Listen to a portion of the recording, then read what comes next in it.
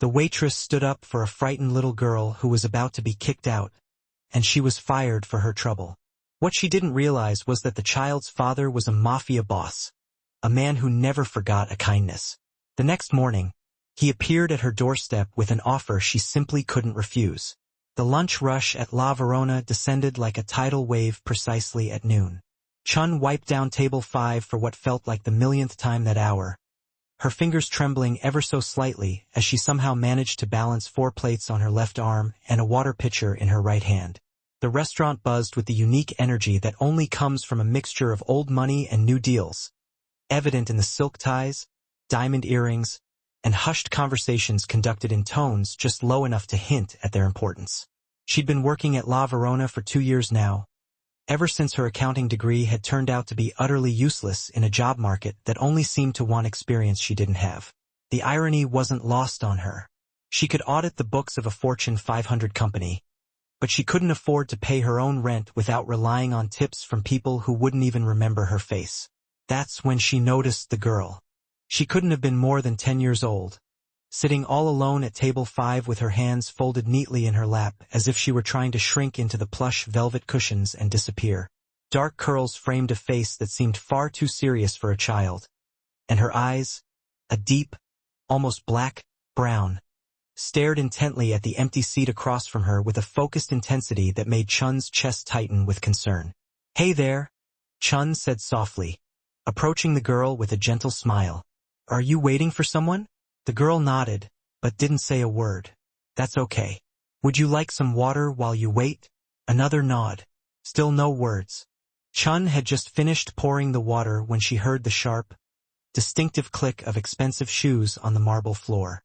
Marcus Webb, the floor manager, was making his way through the dining room with the sour expression of a man who just found a rat in the kitchen. "Excuse me," Marcus said, his voice loud enough to carry across several tables. "That table is reserved for paying guests." The girl's shoulders slumped forward, and Chun felt a sudden surge of hot, protective anger flare up in her chest. "She's clearly waiting for her parents," Chun said, trying to keep her voice calm and level. "She's not bothering anyone." Marcus's face flushed red. He was new, having been transferred in from the corporate office only 3 weeks ago, and he'd been making changes ever since, all of them carefully designed to remind the staff exactly who was in charge. "I don't recall asking for your input, Chun," he said sharply. He turned back to the girl. "You need to leave now."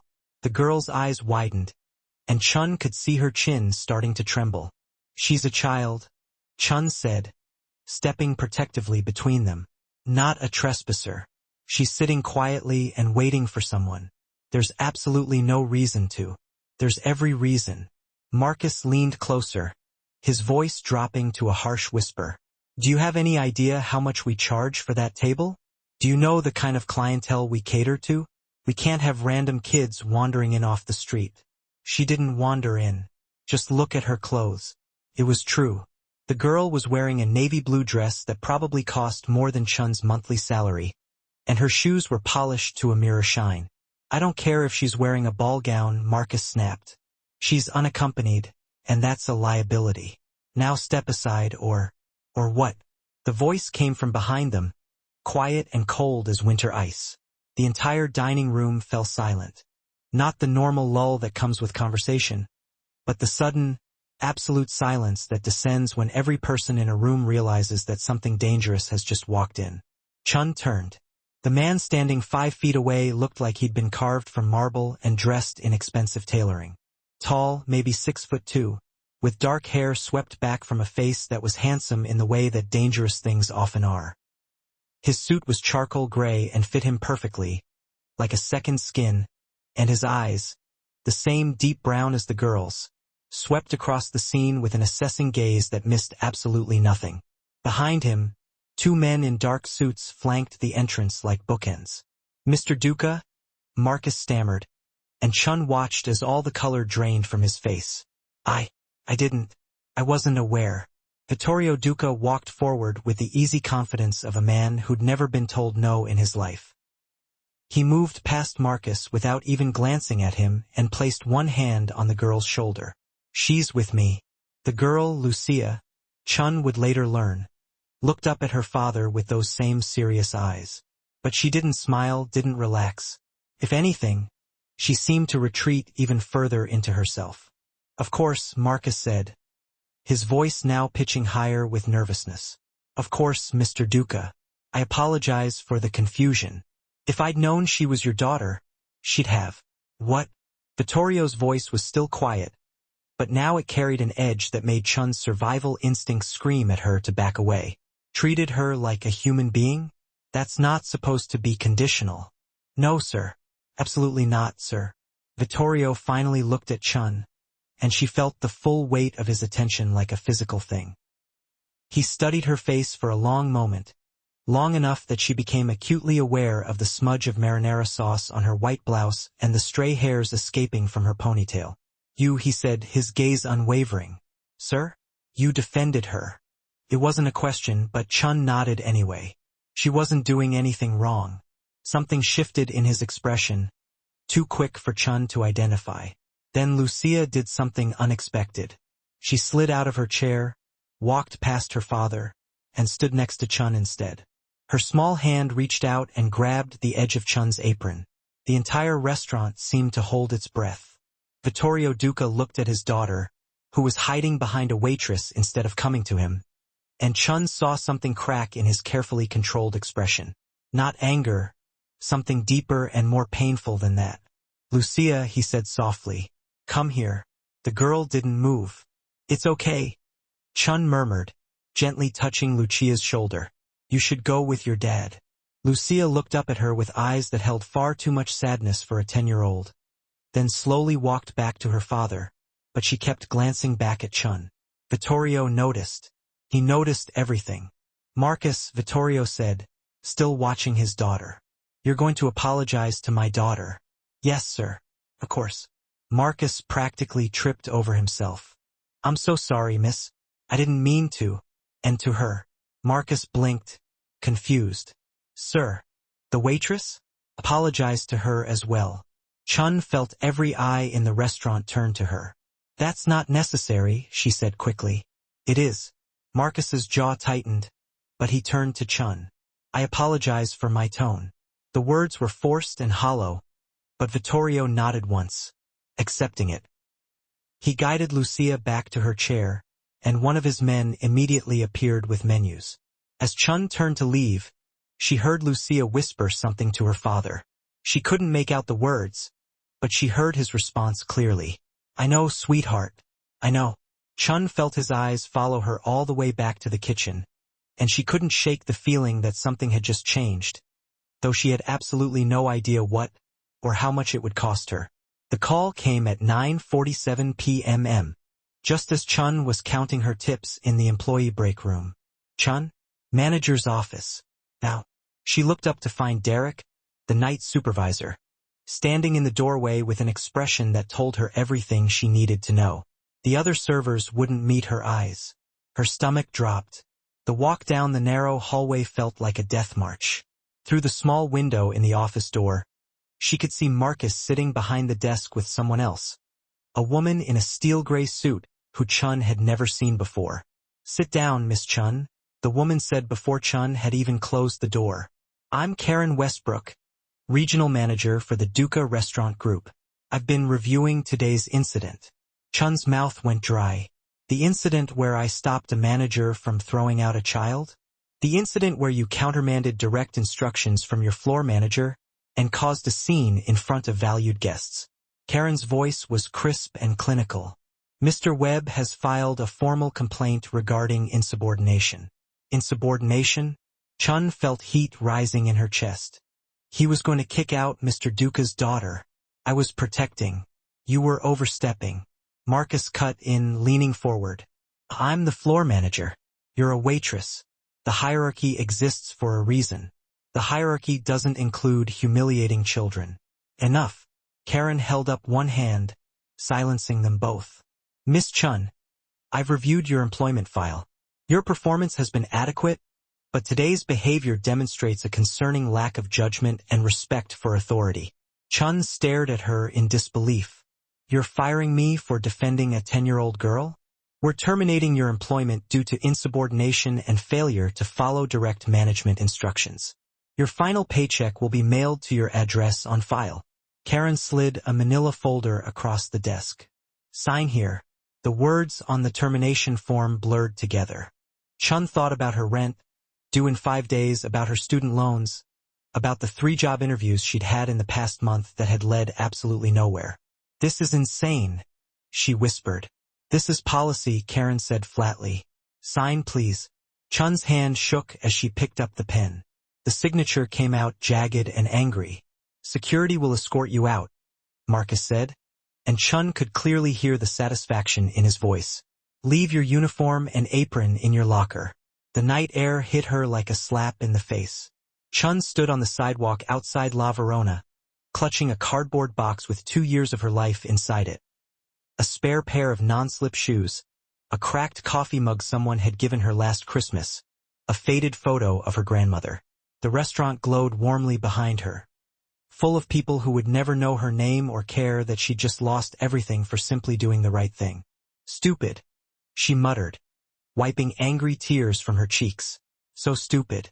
But even as she said it, she knew she'd do it again. The look on Lucia's face, that fear, that profound loneliness, had been far too familiar. Chun had been that scared kid once, a long time ago. She started walking, her feet aching in shoes that had carried her through countless 12-hour shifts. Across the street, a black town car idled at the curb. Chun didn't even notice it. She didn't see the tinted rear window roll down just an inch, or the small hand that pressed against the glass from inside. But Vittorio Duca saw everything. He watched the waitress walk away with her cardboard box and her wounded pride, and he saw the way his daughter's eyes tracked her retreating figure. Lucia's palm was flat against the window, fingers spread wide as if she were trying to reach through the glass. Papa, Lucia whispered. It was the first word she'd spoken to him all evening. She said. Vittorio looked at his daughter, really looked at her, and saw something he hadn't seen in months. Genuine concern for someone else, a connection. Ever since her mother's death 8 months ago, Lucia had retreated into silence. The therapist said it was trauma, that she simply needed time. But Vittorio had watched his daughter disappear a little more each day, and he'd felt utterly helpless to stop it. Today, for the first time, she'd reached out to someone. A stranger.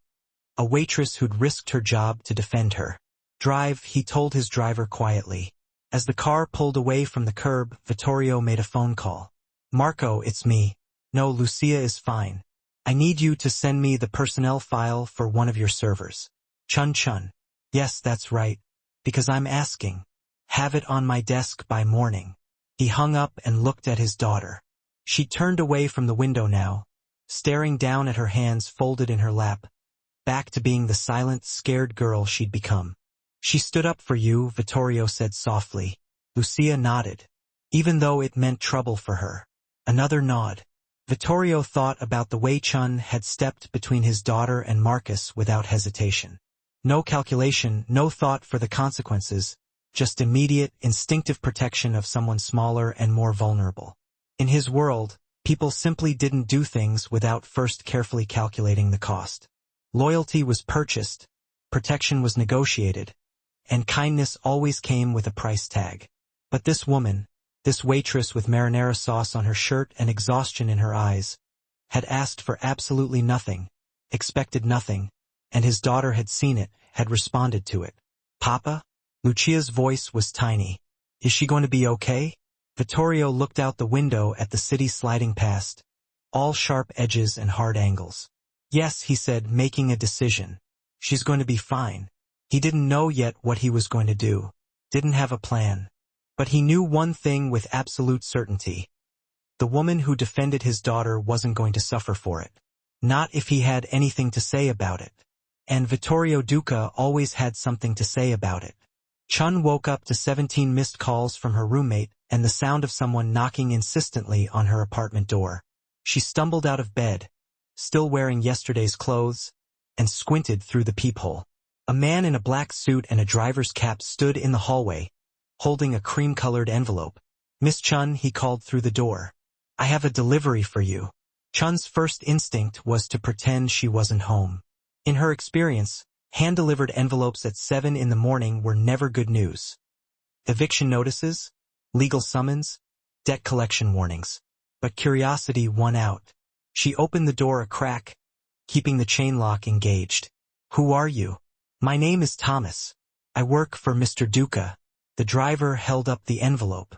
"He asked me to deliver this personally and wait for your response." Chun's heart started pounding. "Response to what?" "I believe the letter explains everything, miss." She stared at the envelope as if it might bite her, then slowly unhooked the chain and took it. The paper was heavy, expensive, the kind that whispered, "Old money and power." "I'll just wait in the car," Thomas said, gesturing to the black Mercedes idling at the curb below. "Take your time." Chun closed the door and turned the envelope over in her hands. Her name was written across the front in elegant script. Miss Chun. She broke the wax seal, an actual wax seal like something out of a period drama, and pulled out a single sheet of paper. "Miss Chun, I understand that you recently became available for new employment opportunities. I would like to offer you a position as an internal auditor for Duca Holdings, specifically overseeing the financial operations of our restaurant division. The salary is $85,000 annually, plus benefits and performance bonuses. Your accounting degree from NYU and your first-hand experience with restaurant operations make you uniquely qualified for this role. If you are interested, Thomas will drive you to my office this morning for a formal interview. Regards. Vittorio Duca." Chun read it 3 times. That was more than double what she'd been making at La Verona. That was student loan payments and rent with money left over. That was security. But it didn't make any sense. She grabbed her phone and called the one person who might have answers. Her former coworker, Jenna. "Oh my God. You're alive." Jenna answered breathlessly. "I've been texting you all night. Have you seen the news?" "What news?" "Someone leaked the security footage from yesterday. You standing up to Marcus, Mr. Duca walking in. It's everywhere. People are calling you a hero. There's even a hashtag." "What?" "It gets better. Marcus got fired this morning. Karen too. Corporate released a statement about their actions not reflecting company values or something." "Girl, you broke the internet." Chun sank onto her couch, trying to process everything. "Jenna, I need you to be honest with me. What do you know about Vittorio Duca?" The line went quiet for a moment. "Only what everyone knows," Jenna said carefully. "He owns half the restaurants in the city. His family's been in business for 3 generations. People don't ask too many questions about where the money comes from." "You mean he's powerful and connected, and you defended his kid, and now he's offering you a job. Take it, Chun. Whatever happened yesterday, you earned this." After they hung up, Chun stood in her tiny apartment, staring at the envelope in her hand. She thought about her empty bank account, about the rejection emails from accounting firms who said she lacked experience, about her grandmother, who'd worked 3 jobs to put her through college, telling her to be brave. She got dressed. The Duca Holdings office occupied the top 3 floors of a gleaming skyscraper in the financial district. Thomas led her through a lobby that looked more like a museum than an office building, past security guards who clearly recognized him, and into an elevator with mirrored walls and gold trim. "Mr. Duca appreciates punctuality," Thomas said as they ascended. "But he also appreciates honesty. If you're uncomfortable with anything, say so." The elevator doors opened directly into a lavish reception area, where a woman with silver hair and perfect posture sat behind a glass desk. "Miss Chun," she said warmly, "Mr. Duca is expecting you. Go right in." The office beyond was massive. Floor-to-ceiling windows offered a breathtaking view of the city, dark wood furniture filled the space, and the artwork on the walls probably cost more than a college education. But what immediately caught Chun's attention was the man standing by the window. Vittorio Duca looked different in daylight, less like a movie villain and more like a tired father.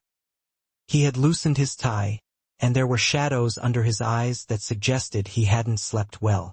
"Miss Chun, thank you for coming. I'm not sure I had much of a choice," Chun said before she could stop herself. To her surprise, he smiled, just a slight curve of his mouth. "You always have a choice. That's the point." He gestured to a leather chair across from his desk. Chun sat, trying not to look as nervous as she felt. "I'll be direct," Vittorio said, settling into his own chair. "I need someone I can trust to look at my restaurant division's finances. Someone who understands the operations from the inside and isn't afraid to tell me the truth, even when it's inconvenient." "Why me? You don't know anything about me. I know you put my daughter's dignity before your own job security. I know you have a degree in accounting from a good school but somehow ended up waiting tables. And I know you're smart enough to be suspicious of this offer." He slid a folder across the desk. Inside was a formal contract, everything spelled out in clear language. Salary, benefits, job description. "This is legitimate," he said. "No tricks, no obligations beyond the work itself. If you accept, you'll report directly to me. You'll have full access to all financial records, and I expect complete honesty in your assessments." Chun looked at the contract, then at him. "Why does this feel like I'm missing something?" "Because you're smart." Vittorio leaned back in his chair. "Here's what you're missing. My daughter spoke to me yesterday for the first time in months. Because of you? That's not something I take lightly." The honesty in his voice caught her off guard. "I'm not asking you to be her friend or her nanny," he continued. "I'm offering you a job you're qualified for. What you did yesterday proved you have integrity. That's rare in my world." Chun thought about her empty apartment, her maxed-out credit cards, her grandmother's voice telling her that sometimes opportunities disguise themselves as risks. She picked up the pen. "When do I start?" 3 weeks into the job, Chun found the first irregularity. She'd been sitting in her new office, a small but professional space on the 15th floor, reviewing invoices from the restaurant division when a particular number caught her eye. An order for $47,832 worth of specialty ingredients to a restaurant in Brooklyn. The amount itself wasn't unusual. High-end restaurants often spent serious money on imported truffles, aged beef, premium seafood. What was unusual was that Chun was sure she'd seen that exact number before. She pulled up her spreadsheet and started cross-referencing. Her coffee went cold as she worked, and the autumn sun tracked slowly across her desk while she followed the digital thread. There it was again, $47,832, paid to a different vendor. And again, 3 weeks later, to yet another company. Same amount, different names. She sat back in her chair, chewing her thumbnail, a nervous habit from childhood that her grandmother had never managed to break. It could be a coincidence, could be a standard contract amount that multiple vendors used. But Chun had spent 2 years watching money move through La Verona's registers, and she knew what normal looked like. This wasn't normal. She pulled up the vendor information.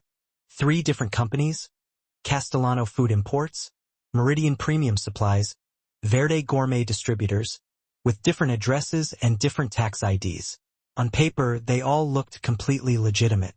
But when Chun dug deeper, following the money through the payment system, all 3 accounts traced back to the same routing number at a bank in Delaware, a bank that specialized in corporate shell companies. Her heart started beating faster. "Don't jump to conclusions," she muttered to herself. It could be a parent company, could be a holding structure. But as she kept digging, the pattern became clearer. Over the past 18 months, roughly $23 million had flowed through these vendors. The amounts varied, sometimes $47,832, sometimes $63,450, once a clean $100,000, but they all followed the same route. Money went out to the fake vendors, then disappeared into the Delaware bank. And from there, Chun simply couldn't trace it any further. The trail went cold. She was still staring at her screen, lost in thought, when her phone rang, making her jump. "Miss Chun, Mr. Duca would like to see you in his office." Her mouth went dry. "Now?" "Yes, please." The walk to Vittorio's office felt longer than usual. Her mind raced through the possibilities. Had he somehow known she was digging into this? Was she about to be fired again for asking too many questions? But when she entered his office, Vittorio was standing by his daughter's side. Lucia was perched on the leather couch, doing homework with a focused intensity that Chun had come to recognize as her normal state. "Miss Chun," Vittorio said, and there was something different in his voice. Not the careful politeness he usually used, something more genuine. Lucia wanted to thank you. The girl looked up, and for the first time since they'd met, she smiled, small and shy, but real. My teacher said my essay was the best in class, Lucia said quietly. You helped me with the introduction last week. Remember? Chun did remember. She'd run into Lucia in the building's cafe, struggling with an assignment about courage. They talked for 20 minutes about what bravery really meant. That was all you, Chun said gently. I just asked questions. You asked the right questions, Lucia countered, then looked at her father. Can I show her the grave? Of course. As Lucia dug through her backpack, Vittorio moved closer to Chun. She's been different since you started working here, he said quietly. More. Herself. I'm glad, Chun said, feeling a warmth spread through her. I am too, he paused. But that's not why I called you up here. You've been working on the restaurant division doing an audit for 3 weeks now. Have you found anything unusual? The question landed like a bucket of ice water. Ella looked up at him. Really looked. His face was carefully blank, but his eyes were sharp, watching her reaction. This was a test. She could lie, say everything was fine, keep her well-paying job, and her comfortable office. But Vittorio Duca had hired her precisely because she told the truth, even when it was dangerous. Yes, she said simply. I found something. His expression didn't waver, but she saw his shoulders tighten ever so slightly. Go on. Not here, Ella said, glancing at Lucia. And not now, but yes. There's a pattern in the invoices that doesn't make sense. Money moving through shell companies. Vittorio just stared at her for what felt like an eternity. Then he gave a single, sharp nod. My office tomorrow morning, 7 a.m. Bring everything you found. Should I be worried? The question slipped out before she could stop herself. Something that might have been respect flickered across his face. You're being honest with me about my own business. Most people wouldn't have the courage. Most people probably want to keep their jobs, and you don't. Ella thought about it for a beat. I want to keep my integrity more. Good, Vittorio said, his voice low. Because what I'm about to ask you to help me with requires both. Lucia appeared at her father's elbow, holding up a paper with a bright red A+ scrawled at the top. That's wonderful, Ella said, forcing warmth into her voice despite the anxiety churning in her stomach. As she left the office, she heard Lucia whisper to her father, I like her papa. She doesn't pretend. I know, sweetheart, Vittorio replied, his voice softening. That's exactly why I hired her. That night, Ella sat in her apartment with her laptop open, staring at the spreadsheets she'd compiled. $23 million was a lot of money to wash through fake vendors. Enough money to mean serious trouble for whoever was behind it. And tomorrow morning, she was going to walk into Vittorio Duca's office and tell him that someone in his organization was stealing from him. She thought about the rumors she'd heard about his family, about the carefully worded warnings from Jenna, about the kind of men who waited in black cars and never smiled. Then she thought about Lucia's essay on courage and the way Vittorio had looked at his daughter with such desperate love. Integrity, she muttered, closing her laptop with a snap. Grandmother, I hope you knew what you were talking about. She tried to sleep, but mostly stared at the ceiling, wondering if she'd just made the smartest decision of her life, or the last one. Ella arrived at Vittorio's office at 6:55 a.m. Carrying a leather portfolio stuffed with printouts, spreadsheets, and 3 flash drives containing every piece of evidence she'd compiled.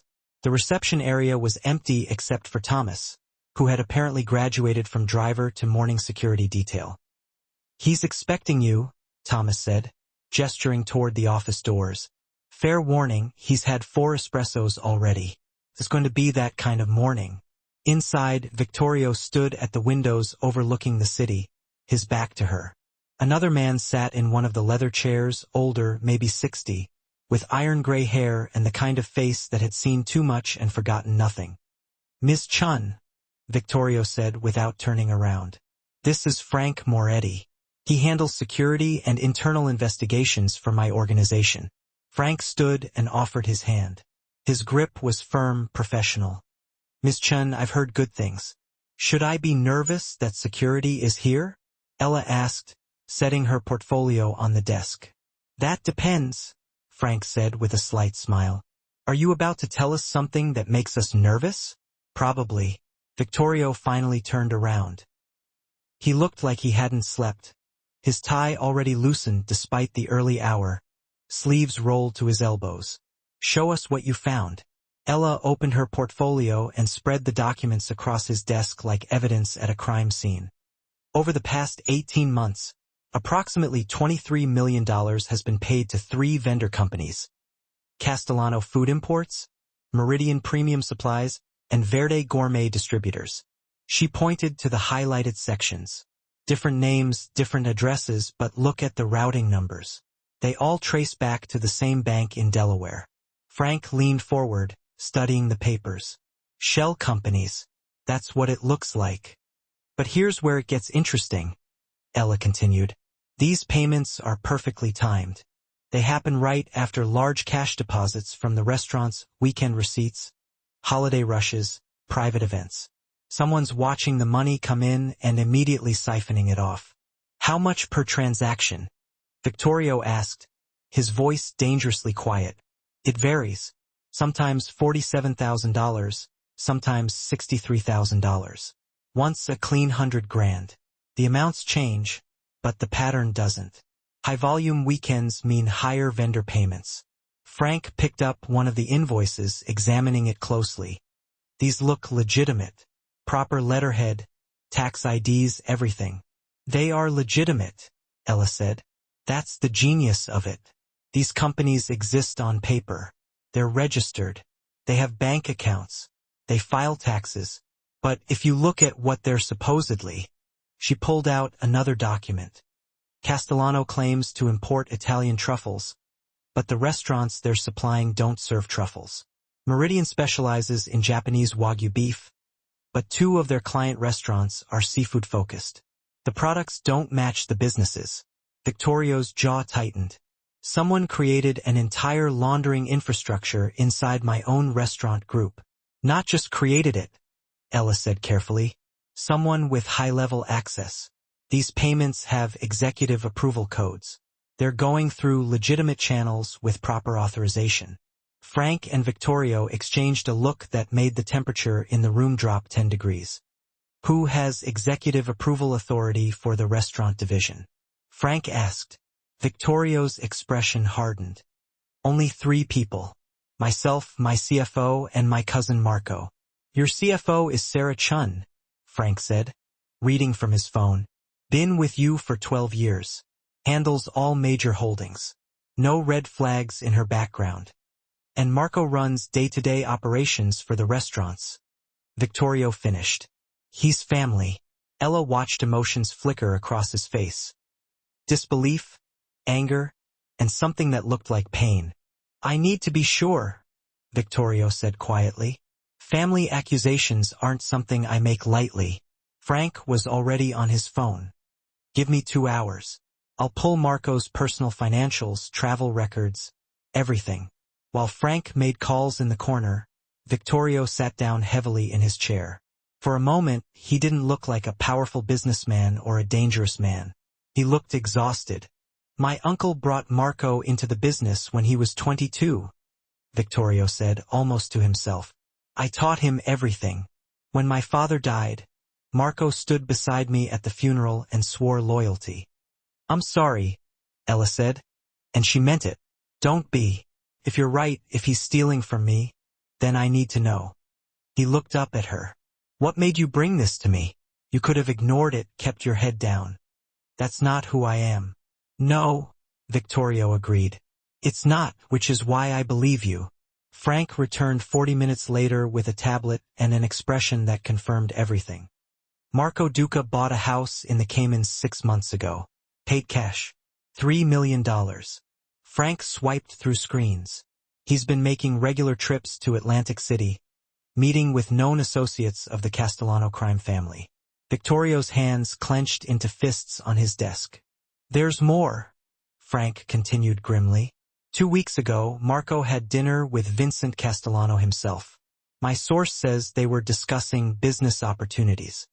Then, 3 days ago, he transferred ownership of 2 restaurants, La Verona and Casabianca, into his personal name, separate from Duca Holdings. He's selling them, Ella said suddenly. That's the endgame. He's not just laundering money. He's positioning to sell off pieces of your empire to a rival. Vittorio stood up, walking back to the windows. The morning sun cast his shadow long across the floor. The incident at La Verona, he said quietly. When Marco's manager tried to humiliate my daughter in front of cameras. That wasn't an accident. Was it? Frank shook his head. Security footage was leaked to 3 news outlets within an hour. Someone wanted that story to spread. Wanted you to look weak, like you couldn't even protect your own child in your own restaurant. He was setting me up, Vittorio said, his voice cold as winter. Making me look incompetent so the other families would question my authority, so they'd be more willing to deal with him. Ella felt ice slide down her spine. She'd stumbled into something far bigger and more dangerous than accounting fraud. What do we do? She asked. Vittorio turned to face them, and Ella saw something shift in his expression. Calculation replacing emotion, strategy replacing pain. We prove it, he said. And then we end it. The war room, as Frank called it, was actually a conference room on the 16th floor that Vittorio had cleared of everything except a massive table, 3 computers, and a wall-mounted screen that currently displayed Marco's financial web.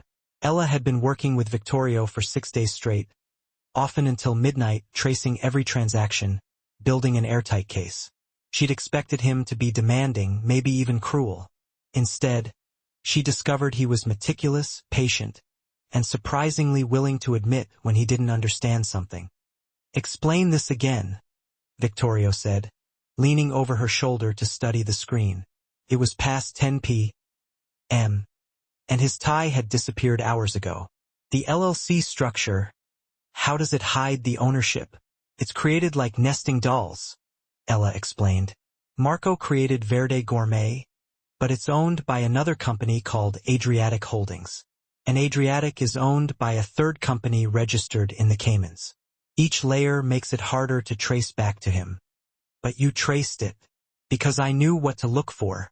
And, she hesitated, because whoever set this up got lazy with the dates. Look, she highlighted several entries. All 3 shell companies were registered on the same day by the same incorporation service. That's sloppy. If you're going to build a fake empire, you space things out. Make it look organic. Vittorio studied the screen, then smiled. Not the careful, controlled expression he showed the world, but something genuine. You would have been a terrifying criminal. I'll take that as a compliment. It was meant as one. Their eyes met, and for a moment Ella forgot about spreadsheets and shell companies. Then Vittorio's phone buzzed, breaking the spell. It's Lucia's school, he said, checking the screen. I need to take this. He stepped out, and Ella heard his voice in the hallway, transforming instantly into something softer. But no, I'm still at work. I know. I'm sorry. Yes, I promise I'll read with you tomorrow night. When he returned, he looked guilty. She's been asking about you, he said. Wants to know if you're eating properly. Apparently, she's worried we're working too hard. Ella laughed softly. She's 10. She should be worried about homework, not us. She's had to grow up faster than she should have. Vittorio sat down across from her, and the exhaustion on his face was suddenly visible. Her mother died in a car accident 8 months ago. Drunk driver ran a red light. I'm so sorry. Lucia was in the car. She saw everything. He rubbed his eyes. The therapist says she has survivor's guilt. That's why she stopped talking for a while. She thinks she should have died instead of her mother. Ella's chest tightened. That's awful. I know. But knowing something and feeling it are different things. He looked at her. You're the first person she's opened up to. Not the therapist, not me, not her grandmother. You. I'm not doing anything special. You're not treating her like she's broken. Everyone else does. They use soft voices and careful words like she's made of glass. But you just talk to her about homework and books and normal things. Maybe that's what she needs, Ella said quietly. To feel normal again. They worked in silence for a while. The only sounds were the clicking of keyboards and the occasional rustle of paper. Around midnight, Ella yawned so hard her jaw cracked. Go home, Victorio said. We can finish this tomorrow. You fell asleep at your desk yesterday. I had to wake you up. That was a strategic power nap. He actually laughed. A real laugh that changed his entire face. You're terrible at taking care of yourself, says the man who's had coffee for 3 meals today. Victorio shrugged. Touché. He stood and stretched, and Ella tried not to notice the way his shirt pulled across his shoulders. Come on. I'll have Thomas drive you home. I can take the subway. It's midnight. Absolutely not. I'm a grown woman, Mr. Duca. I've been taking the subway at midnight for years. Not anymore, you haven't. His tone left no room for argument. And call me Victorio. We've been working together every night for a week. I think we're past formalities. In the elevator down, Ella felt the exhaustion hit her all at once. She leaned against the wall, and Victorio handed her a suit jacket. You're shivering. I do not say that a lot when it's not true, Ella countered weakly. She pulled the jacket around her shoulders. It smelled like expensive cologne and coffee. Why are you being so nice to me? Because you're helping me save my business. He paused, considering his words. And because Lucia talks about you at dinner. She told me yesterday that you explained compound interest using candy. Apparently, it made perfect sense. She was trying to understand her savings account. Most adults can't explain compound interest to a 10-year-old. You made it a game. The elevator doors opened to the lobby.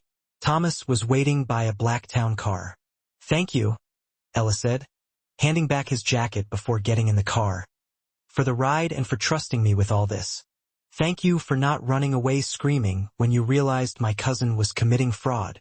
Victorio opened the car door for her. Get some sleep. Tomorrow we start building the presentation for the shareholders meeting.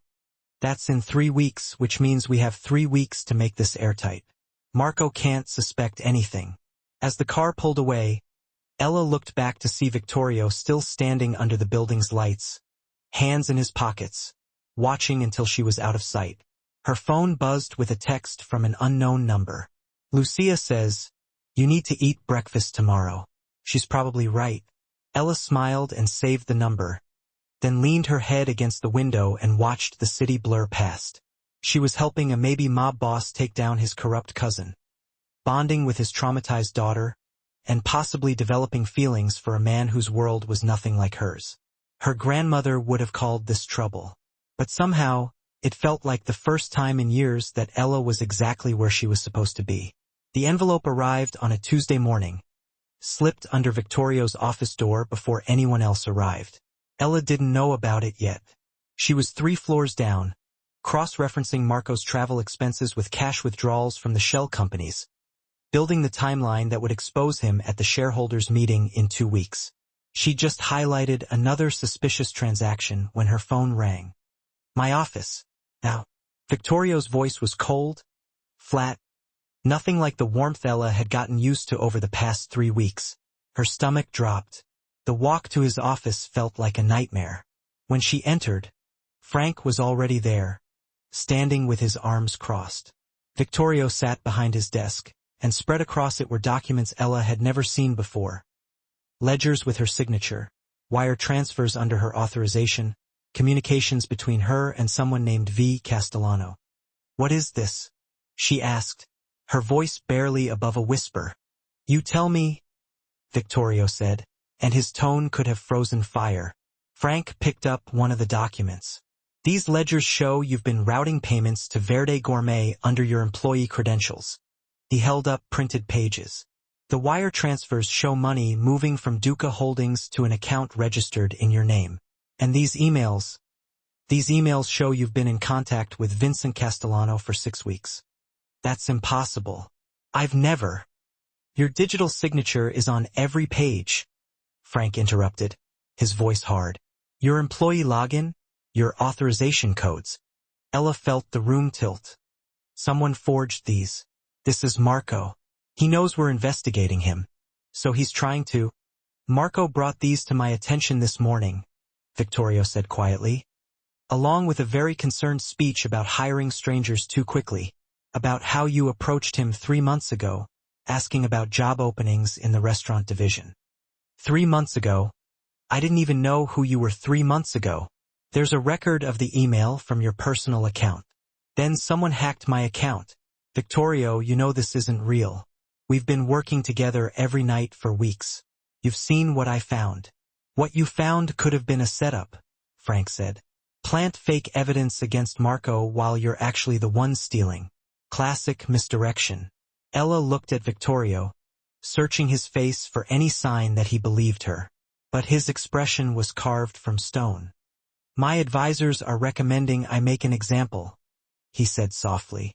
Someone steals from me, especially someone I trusted. There are expectations about how I respond. The words hung in the air like a threat. You don't believe this, Ella said, her voice shaking. You can't believe this. Show me why I shouldn't. It was a lifeline and she grabbed it. The signatures, she said quickly. Let me see the signatures on those ledgers. Frank hesitated, looking at Victorio, who nodded once.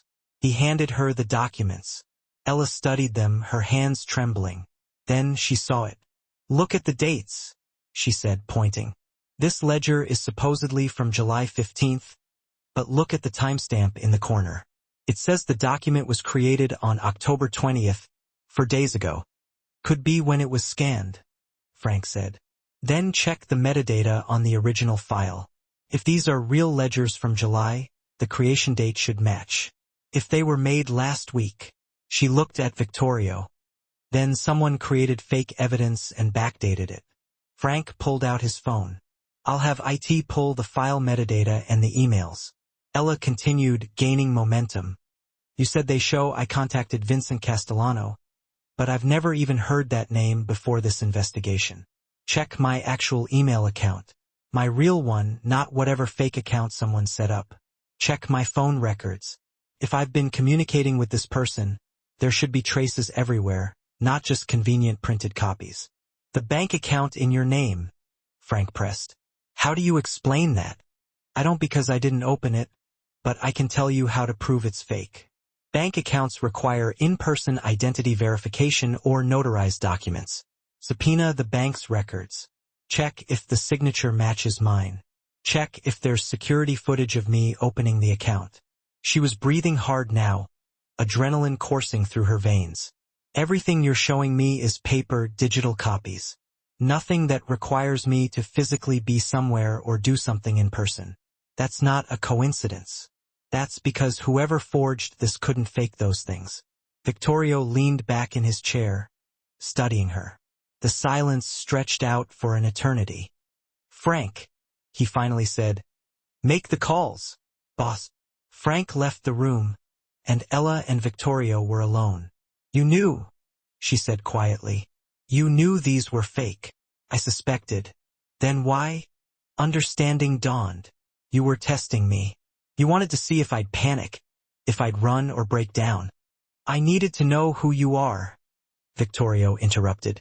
He stood and walked to the window. Marco didn't just create these documents. He told me you've been asking questions about my family, about the old business. He said you were planning to go to the FBI. That's insane. Is it? You're a civilian. You stumbled into something dangerous. It would be logical for you to want protection, to cut a deal. Ella's anger flared. I could have gone to the FBI the first week. I could have taken what I found and walked away clean, but I didn't because you trusted me, and I don't betray people who trust me. Victorio turned to face her. Marco's getting desperate. These forgeries, they're sloppy, made in a hurry. That means he knows we're close.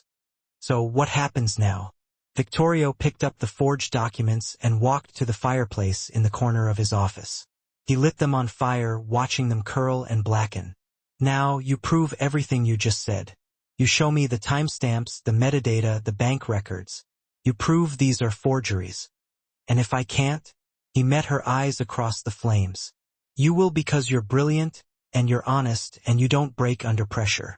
The corners of his mouth lifted slightly. I needed to know that for certain. Now I do. Ella should have been angry, should have walked out and never come back. Instead, she understood. In Victorio's world, trust wasn't given.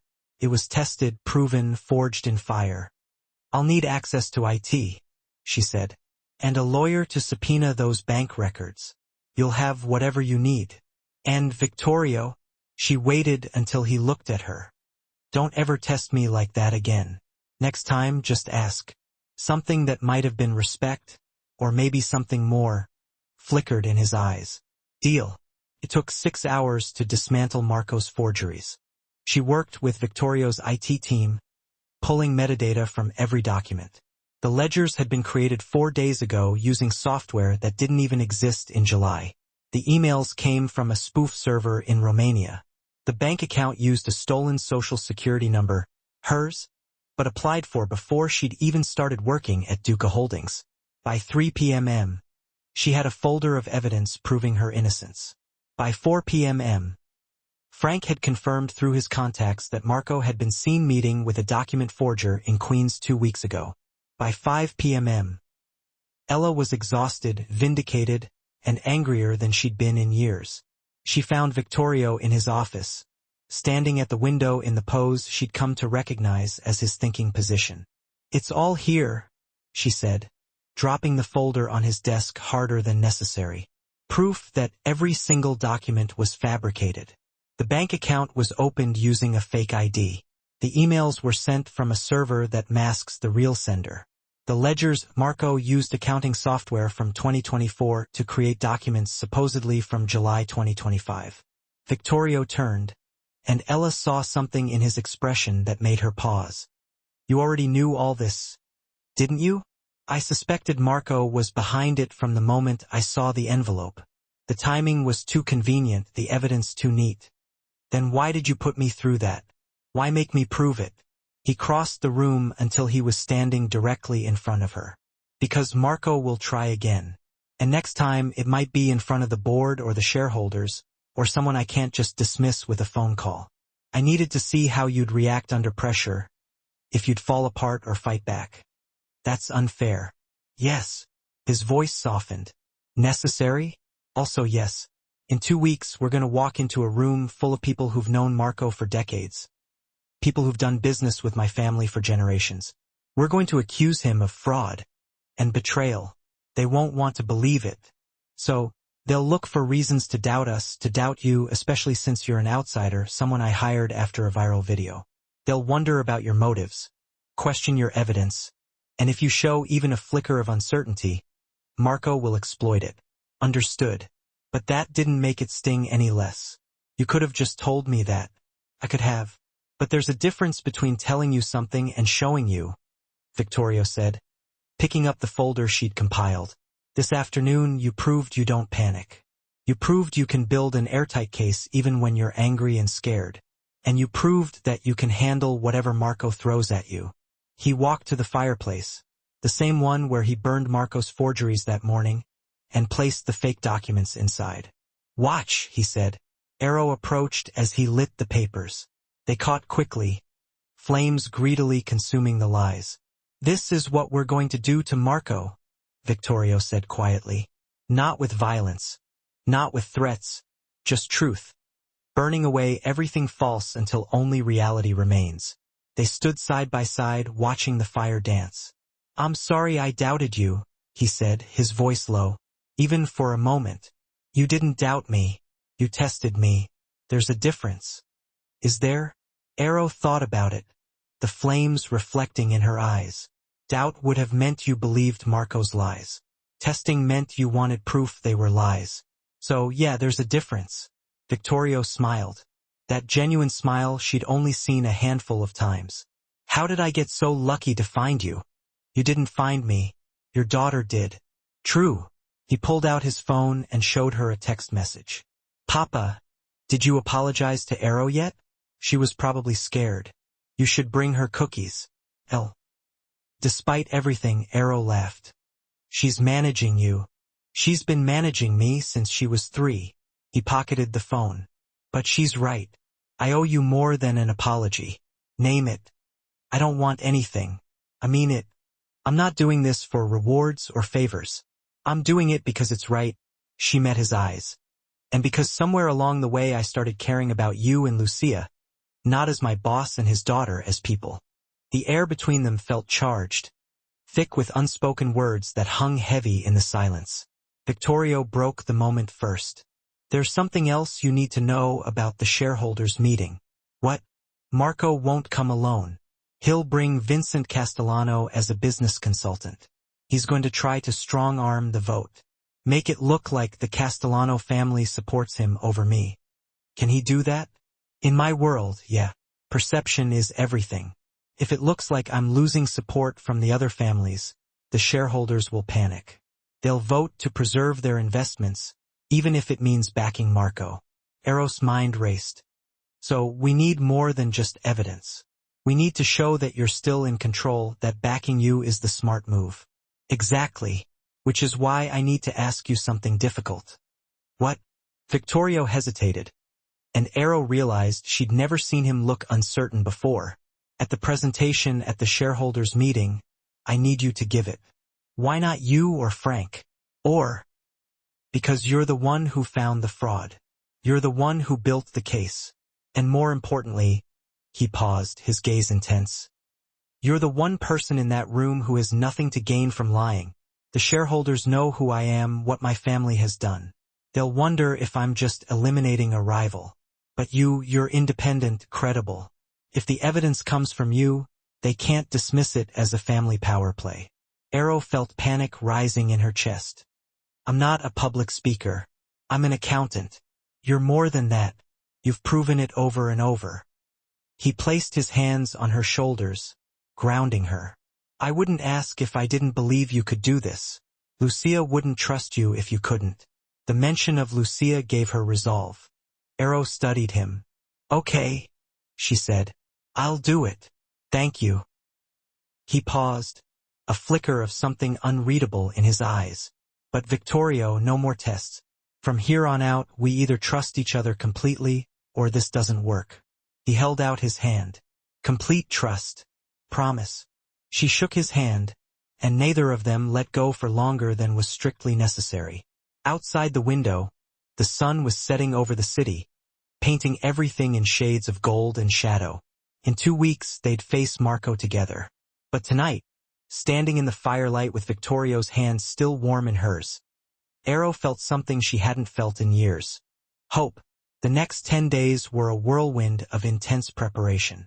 Ero rehearsed the presentation until she could recite every single number in her sleep. Frank coached her on how to handle potentially hostile questions, and Victorio taught her something unexpected. How to read a room. Numbers tell the truth, he'd said one evening as they worked late, the city lights twinkling outside his office window. But people decide what truth they want to believe. You need to watch their faces, their body language. The moment someone stops making eye contact, you've lost them. That's terrifying. That's business. He pulled up a seating chart for the shareholders' meeting. These 12 people control the vote. Marco needs 7 to win. We need 7 to bury him. Ero studied the names. What about the other families? The Costas. Vincent will be there, playing the role of concerned business partner. He'll act like he's just there to observe, but really, he's there to intimidate, to remind everyone that Marco has powerful friends. And you don't. Victorio smiled grimly. I have something better than powerful friends. I have the truth, and I have you. 3 days before the meeting, they hit a snag. Frank burst into the war room, his face pale, holding up his phone. We've got a situation. Marco just filed a countercomplaint with the board, claiming you've been harassing him, demanding investigations into his personal finances without cause. That's absurd, Ero said, her voice rising. Everything we've done has been legitimate audit work. He's got affidavits from 3 restaurant managers saying you've been asking inappropriate questions about Marco's private business dealings. Questions that have nothing to do with your job. Victorio's expression darkened. He's trying to flip the script, make it look like we're on a witch hunt. There's more, Frank continued grimly. He's demanding you be removed from the presentation. Says you're biased against him and your findings can't be trusted. Arrow felt her carefully built confidence start to crumble, a fissure appearing in the foundation she'd worked so hard to lay. Can he do that? He can try, Victorio said, his voice steady and reassuring despite the gravity of the situation. But he won't succeed. Frank, I need those managers in my office tomorrow morning. Let's find out what Marco promised them to sign those affidavits. By the next afternoon, they had their answer. Marco had offered each manager a promotion and a $20,000 bonus to sign statements claiming Arrow had been unprofessional, digging into aspects of his life that had nothing to do with the company. They didn't even know what they were signing. The deceit had been so thorough. One manager admitted, pale-faced and shaking. Marco said it was just standard HR documentation that you were being transferred, and they needed to document your work history. Victorio's voice was ice when he spoke. And the money? What did he say it was for? He said it was a performance bonus. I swear, Mr. Duca, I didn't know it was to hurt anyone. After the managers left, Arrow slumped in her chair, the weight of Marco's machinations pressing down on her. He's good. I'll give him that. Every move we make, he's got a counter-move ready. Not every move, Victorio said thoughtfully, his gaze distant as he considered the chess game being played. He's reacting to us. That means he's scared. Scared people are dangerous. True, but scared people also make mistakes. He picked up his phone and made a call. Sarah, it's me. I need you to send Marco the preliminary agenda for the shareholders' meeting. Yes, include everything because I want him to think he knows what's coming.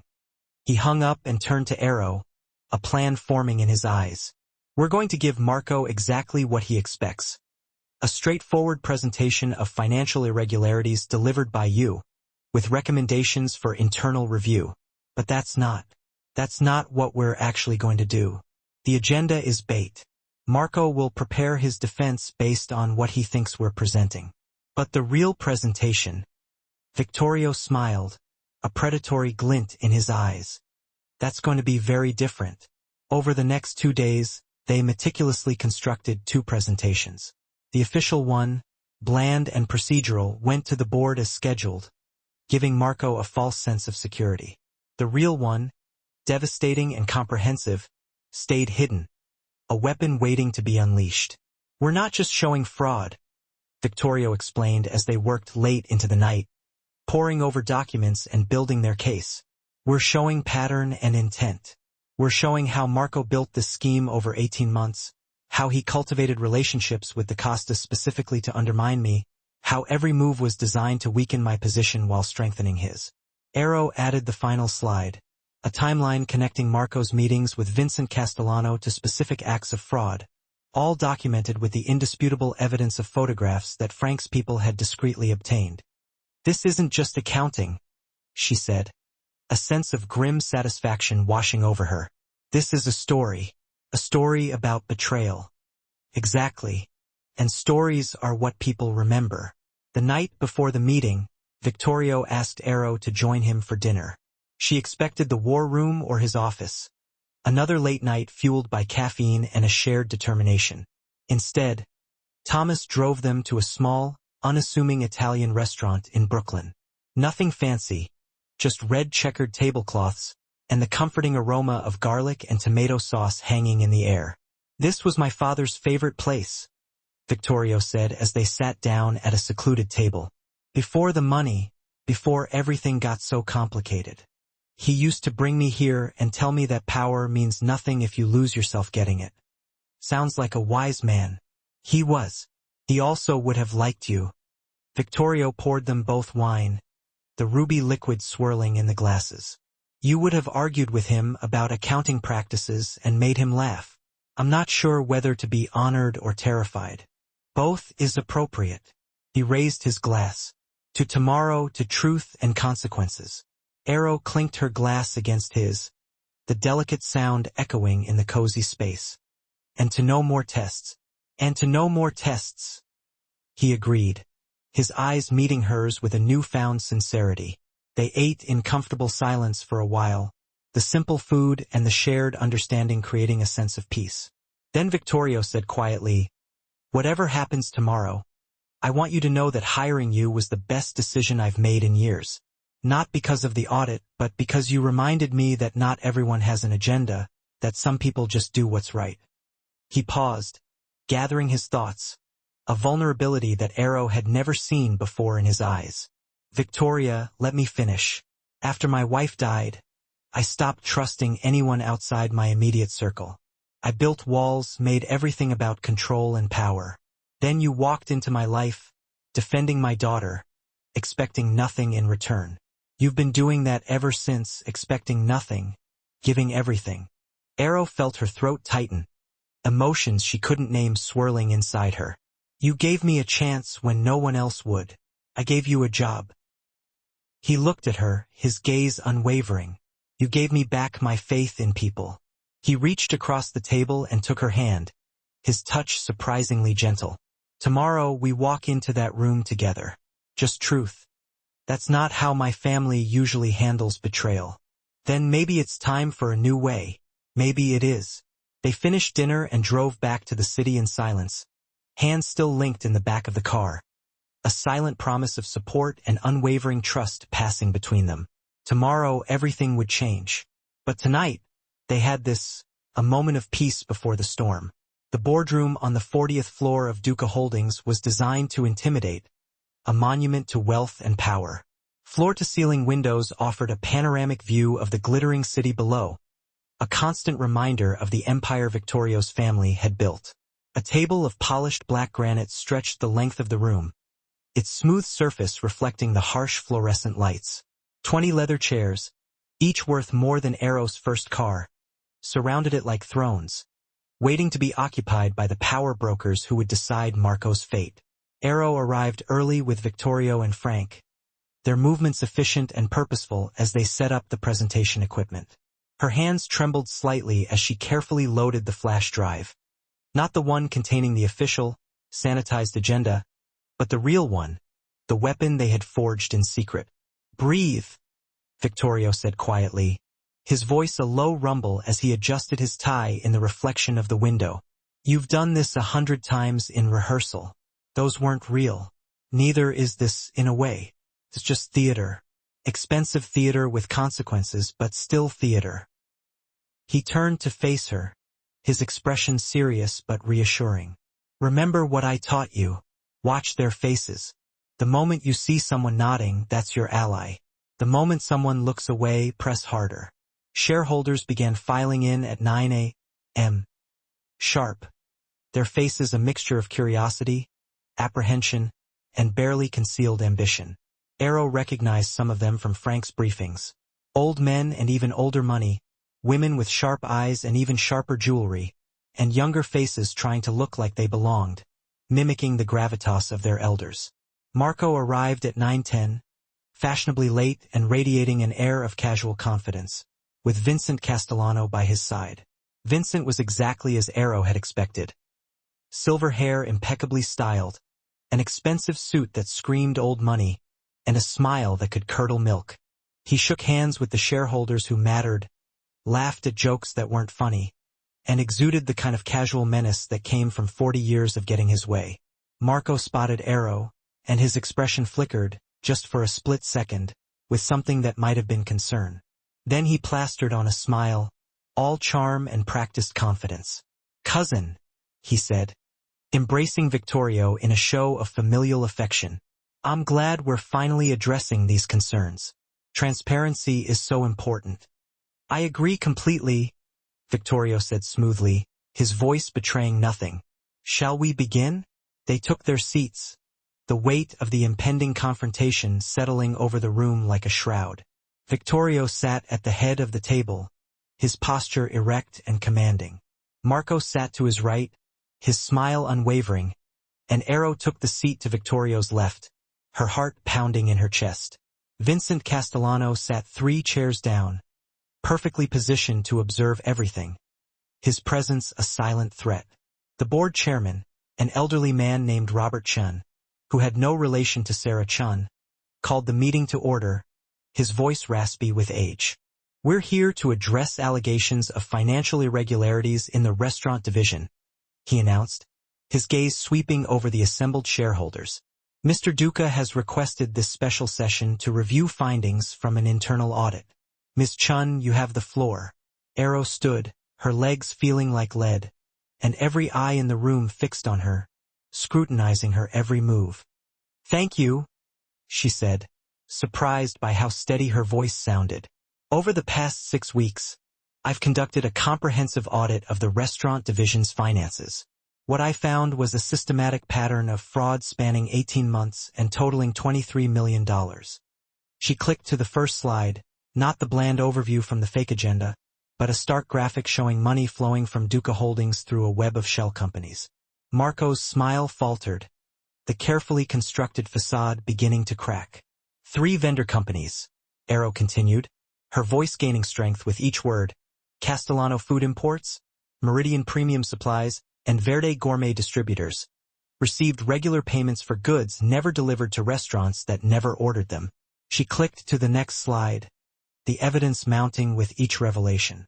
The routing numbers all lead back to the same Delaware bank.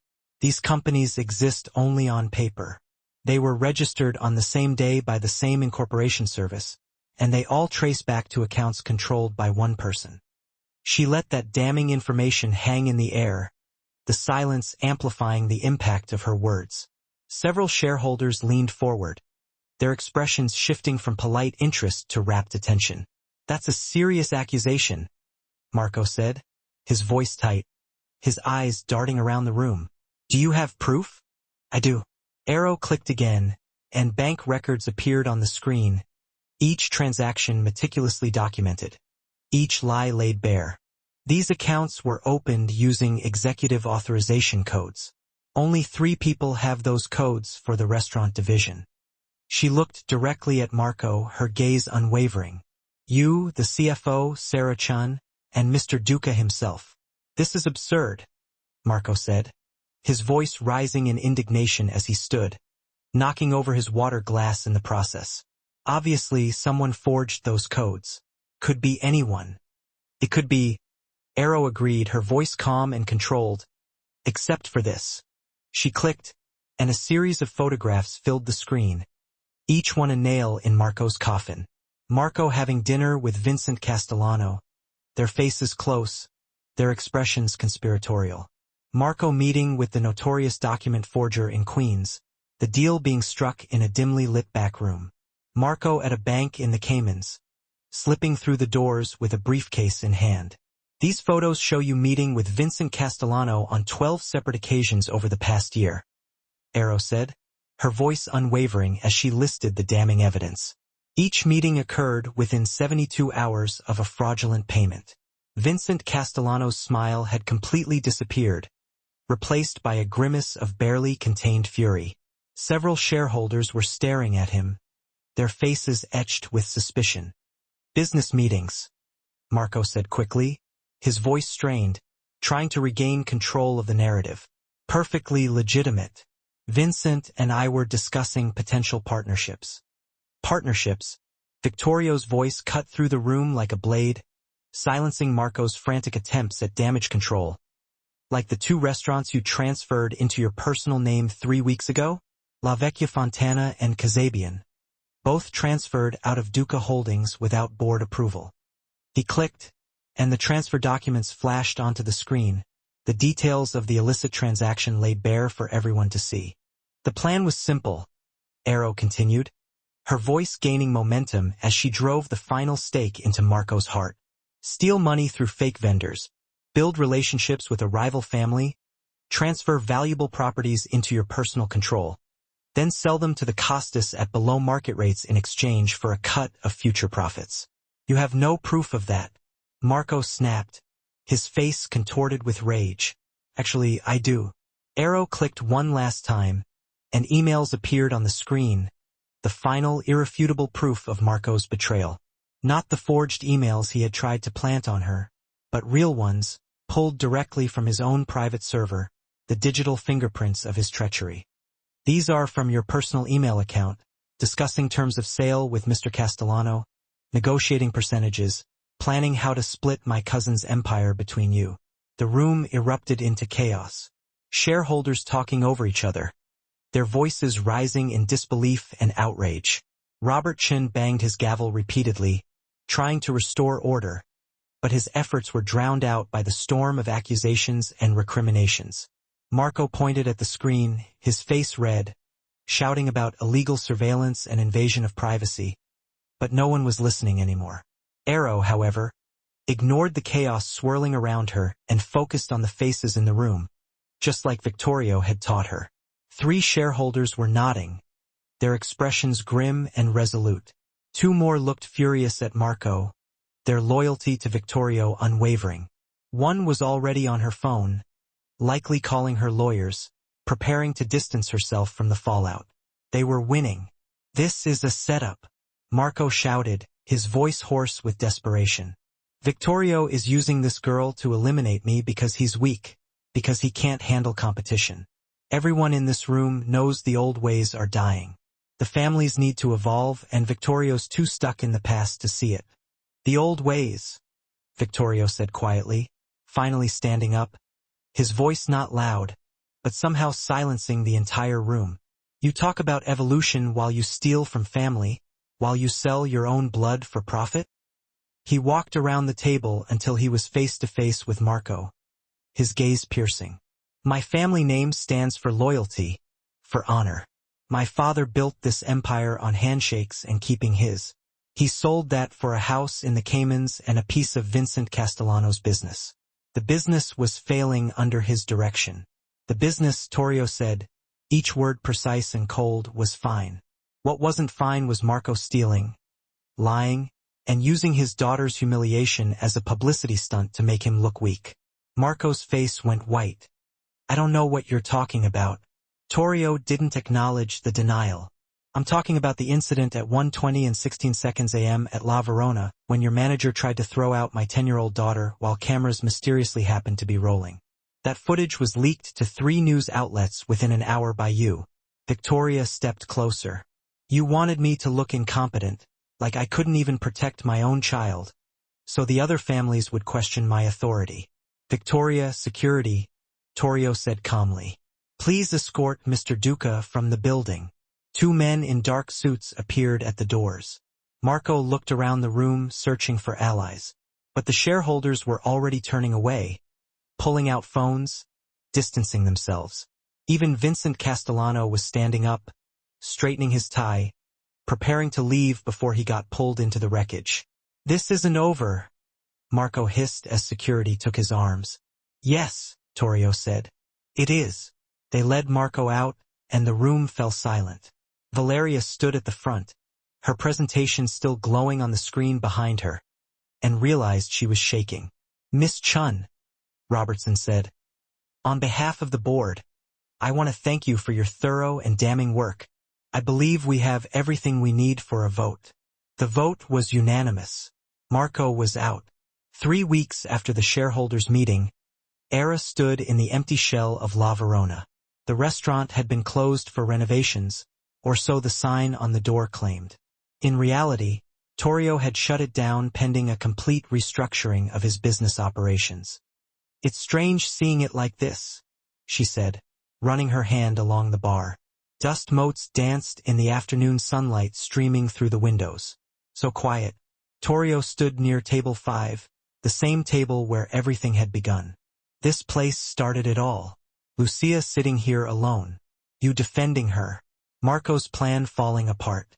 Do you think he knew that his whole scheme would unravel because a waitress wouldn't let a child be humiliated? I think Marco got so focused on the big picture that he forgot about the details. He forgot that small moments of kindness can change everything. The past 3 weeks had been a whirlwind. Marco was facing federal charges for fraud and money laundering. Vincent Castellano had disappeared, his lawyers claiming he was merely an innocent business consultant. The restaurant division had been completely audited, with Era overseeing every step. But the biggest changes weren't in the business. Torrio had begun systematically dismantling the old criminal connections his family had maintained for decades. Money laundering operations were shut down. Questionable partnerships were dissolved. He'd even hired a team of lawyers to help transition every business venture into legitimate, above-board operations. My father would be proud, he told Era one night, looking exhausted but lighter somehow, or maybe horrified. It's hard to say. Why are you really doing this? She'd asked. Because I have a daughter who's watching how I live my life, and I want her to be proud of me, not afraid of me. Standing in the empty restaurant, Era watched Torio trace his fingers along the edge of table 5. Lucia asked to come here yesterday, he said. I told her it wasn't ready yet, but she insisted. She wanted to see the place where her guardian angel worked. Guardian angel? I just stopped a jerk from yelling at her. To her, that's exactly what an angel does. Appears when you need them most. He turned to face her. She's doing better. Really better. Dr. Martinez says she's made more progress in the past 2 months than in the previous 6. She's a strong kid. She is, but she needed someone to show her it was safe to be strong again. That was you. Era felt her chest tighten. Over the past weeks, she'd spent more time with Lucia, helping with homework, teaching her about compound interest and basic accounting, listening to her talk about her mother. She told me about the accident, quietly about how she feels guilty for surviving. What did you say? I told her about my grandmother, how she died when I was 17, right before college, and how I felt guilty for years because our last conversation was an argument about my major. She wanted me to be a doctor. I wanted to study accounting. I didn't know that. I don't talk about it much, but I told Lucia that guilt is just love with nowhere to go. That her mother wouldn't want her to stop living because of grief. She'd want her to live enough for both of them. Victoria was quiet for a long moment. She came to me that night and asked if she could visit her mother's grave. She hadn't been able to face it since the funeral. We went together. She told her mom about you, about school, about everything. She talked for an hour. Era felt tears prick her eyes. That's wonderful. You gave her that. You gave her the courage to grieve properly. He moved closer. You've given us both more than you realize. The air between them felt charged, familiar from a dozen late nights working together, but different now, heavier with possibility. Victoria, I'm restructuring the company, he said, making everything legitimate, cutting ties with the old business. It's going to take years and it's going to be messy, but I'm doing it. I know. I'm proud of you. I want you to be part of it, not just as an auditor, as chief financial officer. Era's eyes widened. That's Sarah's job. Sarah's retiring. She's been wanting to for years, but stayed out of loyalty. Now she's ready to step down, and I need someone I trust completely. Someone who puts honesty above everything else. Someone who isn't afraid to tell me when I'm wrong. That's a huge responsibility. I know. That's why I'm asking you. He paused. There's something else. Something personal. Her heart started pounding. These past 2 months working with you, watching you with Lucia, seeing who you are when the pressure's on, you've changed my life. Both our lives. Victoria, I'm not asking for an answer right now, he said quickly. I know this is complicated. I'm your boss. I come with baggage and a daughter and a past that's not entirely clean yet. But I need you to know how I feel. How we both feel. As if summoned, the restaurant door opened. Lucia came running in, followed by Thomas, who gave an apologetic shrug. Papa. Lucia's face was bright with excitement. You have to see what I made. She thrust a folder at Era. Inside was a hand-drawn picture. 3 people sitting at a table smiling. A man, a woman, and a girl. Above it, in careful lettering, were the words, My new family. Era looked at Lucia, then at Torio, whose eyes had gone suspiciously bright. I know my mama can't come back, Lucia said seriously. Dr. Martinez says that's okay to accept, but she also said families can grow. That love doesn't run out just because you share it with new people. She looked between them with the devastating honesty of a child who'd learned too young that life was fragile. So I was thinking maybe we could be a family, the 3 of us, if that's okay. Era kneeled down so she was eye level with Lucia. Sweetheart, that's not really my decision to make. It is, though, Torio said quietly. If you wanted to be. Era looked at this man who'd offered her a job when she had nothing, who trusted her with his secrets, who'd let her into his daughter's healing heart. This man who was trying to be better, to build something good from complicated foundations. "I want the CFO position," she said finally. "And I want time. Time to do this right, with no rushing, no pressure." "Agreed. And I want to keep helping Lucia with her homework." "Please do. Her math is beyond me." Lucia giggled. And Era stood up, meeting his eyes. "I want to see where this goes. All of it. The business, the family, everything. But slowly, carefully." He smiled. That genuine smile she'd come to treasure. "Slowly and carefully. I can do that." Lucia grabbed both their hands. "Does this mean Era's staying?" "Yes, sweetheart," Torio said, looking at Era. "She's staying." 6 months later, Era received a certified letter at her new office, the CFO's suite on the executive floor. Inside was a single sheet of paper and a smaller, sealed envelope marked, "Open first." She unfolded the letter, recognizing Torio's handwriting immediately. "Era, 6 months ago, you walked into a shareholders' meeting and helped me save my company. But more importantly, you helped me save myself. You showed me that power built on fear is hollow and that real strength comes from honesty. La Verona opens tonight. I've enclosed something that I hope you'll accept, not as payment for what you've done, but as recognition of what you've become to us. The reservation is at 7 o'clock. Dress code. Come as you are." Era opened the smaller envelope with trembling fingers. Property deed slid out. Her name was printed across the top in official legal text. Era Chun, owner, La Verona Restaurant. She read it 3 times, certain she was misunderstanding. Her phone rang. "Torio. Before you say no," he started. "This is insane. It's justice. You lost your job defending my daughter at that restaurant. Now it's yours. Torio, I can't accept." "Yes, you can. I've already filed the paperwork. La Verona is yours completely. No strings, no conditions. What you do with it is entirely your choice." Era stared at the deed, overwhelmed. "I don't know how to run a restaurant." "Lucky for you, you're dating someone who owns 12 of them." She could hear the smile in his voice. "Don't be late. Lucia's been cooking all day." "Lucia's been what?" "You'll see." Thomas drove her to La Verona as the sun set over the city. The restaurant glowed with warm light, and through the windows, she could see it had been completely transformed. The heavy, intimidating decor was gone. In its place were lighter woods, softer colors, and an openness that made the space feel welcoming instead of exclusive. Thomas opened her door. "Ms. Chun, your restaurant awaits." Inside, soft music played. The tables were empty except for one, table 5. Torio stood when she entered, wearing a dark suit but no tie. Lucia sat beside him in a navy dress, practically bouncing with excitement. "You're here." Lucia jumped up and grabbed Era's hand. Come see, come see." She pulled Era to table 5, where 3 place settings waited. But what caught Era's attention was the small plaque mounted on the wall behind the table. "Table 5. Where courage began. Papa said this is where you defended me," Lucia explained. "So we made it special. This table is always reserved for people who need defending, like a safe spot."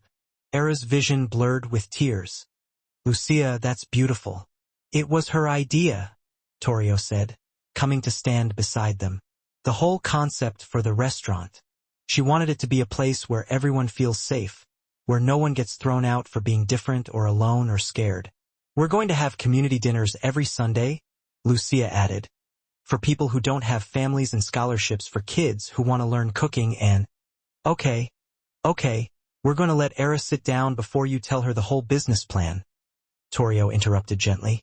They sat at table 5, the same spot where everything had changed, and Lucia served them pasta she'd made with the chef, slightly overcooked but full of love. "How does it feel?" Torio asked as they ate. "Being a restaurant owner? Terrifying. Overwhelming. Perfect." Era looked around at the transformed space. "I can't believe you did all this." "I didn't. You did. You turned humiliation into honor. You took the worst moment of Lucia's life and made it the beginning of something good. This restaurant isn't just about food. It's about what you taught us. That defending someone, standing up for what's right, that matters. Lucia reached across the table and took Era's hand. You saved me that day, not just from the mean manager. You saved me from feeling invisible, like I didn't matter. Era said softly, "You've always mattered. I know that now because of you." They finished dinner as the city lights flickered on outside. Torrio told stories about the renovations, about the chef he'd hired who specialized in teaching young people culinary skills, about his vision for turning La Verona into something more than just another expensive restaurant. "I'm making everything right," he said quietly. "The business, the family legacy, all of it. It's slow, and some days it feels impossible, but I'm doing it for Lucia, for myself." He reached across the table and took Era's other hand. So, the three of them formed a connected circle. "And for you, because you showed me what integrity looks like, even when it costs you everything." Era looked at them. This man who was rebuilding his life with painful honesty, and this girl who was learning to trust and laugh again, and felt something settle in her chest. This was family. Not perfect, not simple, but real. "So," Torrio said with a smile, "what does the new owner of La Verona want to do first?" Era looked around the restaurant at table 5, with its plaque about courage, at the warm lights and open space designed to welcome instead of intimidate. "I want to open the doors," she said. "I want to fill this place with people who need somewhere safe to belong." "Then that's exactly what we'll do." Lucia squeezed both their hands together. Together, Era and Torrio echoed. Outside, the city hummed with life. Inside La Verona, at table 5, where it all began, 3 people sat in the warm light. A family forged not by blood, but by courage, honesty, and the simple act of defending someone who needed it. And for the first time in longer than any of them could remember, they all felt like they'd finally come home. The end.